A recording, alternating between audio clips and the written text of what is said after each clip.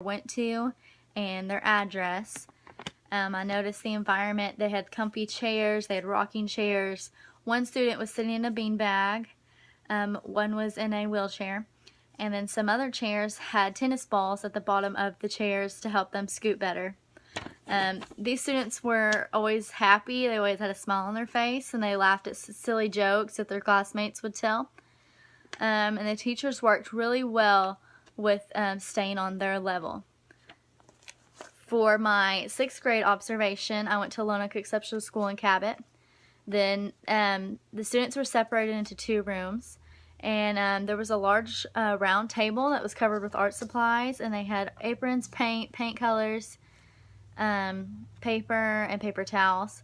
And the teacher explained to the students that they were going to make a birdhouse, so they were ecstatic about that. She explained to me that she had the students paint a sheet of paper the day before, so it was dry now.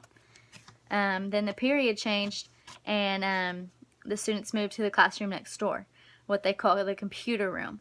And the teacher pulled up a video on the computer about bullying. She asked her students, what do you do if somebody's being bullied? And she stated, you tell someone. She then asked another question, what is bullying on the computer?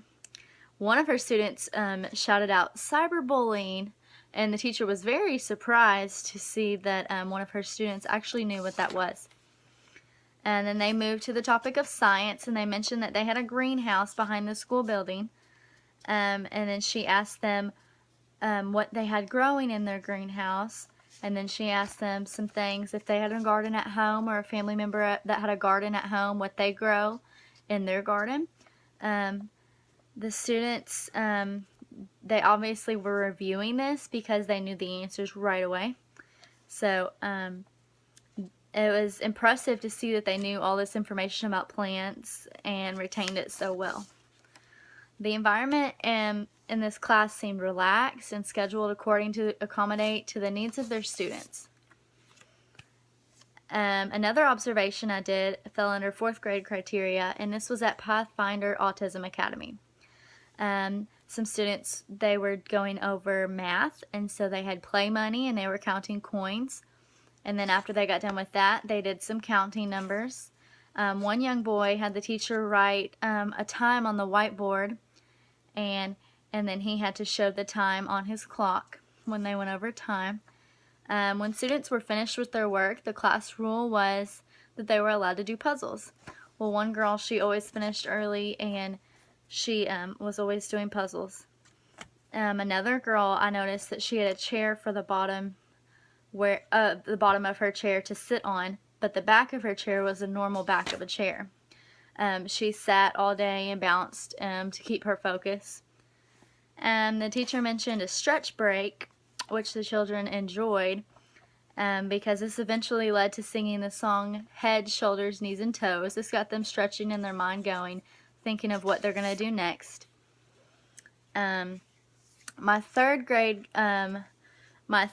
observation I did at Pathfinder Autism Academy in Jacksonville, and there was a speech therapist in there. She mentioned that one student had to spell his words out on a talker, and the talker was an iPad that had an app where he could click on words of what he wanted to say. She mentioned that he had trouble with who and where, and he was getting them confused, and he had been focusing on WH words. And how he communicates with his therapist is she asks him who or where, and she will find it on the iPad to tell her the answer. One student randomly reaches out their hand, another student randomly yells. One student enjoys clapping, and another student bounced on the ball, part of the chair, all day long to keep her focus. I wish that I was able to stay longer to see the rest of their day planned at the Autism Academy. I've learned that autism children are so different and they grow in their own each individual way.